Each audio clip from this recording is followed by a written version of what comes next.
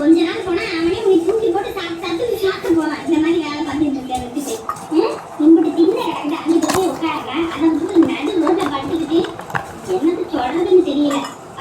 எடுத்தோம் நான் அடங்கி போறேன், நீ ஆடிக்கிட்டு போற சொல்லுங்க. அதை சொன்னா மண்டைக்கே ஏறாது.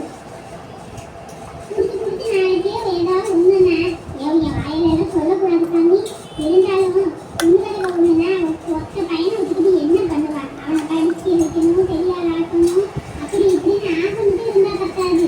அதுக்கு நம்ம தான் 10 சேர்த்து வைக்கணும் போல. அப்படி இருக்க போவோம்னா நான் வீடு கட்டுறதா இருக்கட்டும், பையனை படிக்க வைக்கிறதா இருக்கட்டும், பையனுக்கு கல்யாணம் பண்றது எல்லாம் பண்ண முடிஞ்சது. ஏன்னா இப்படி இருந்தா பண்ண முடியுமா? என் மாமியார் ரொம்ப செல்லம் விட்டுட்டாக்கா.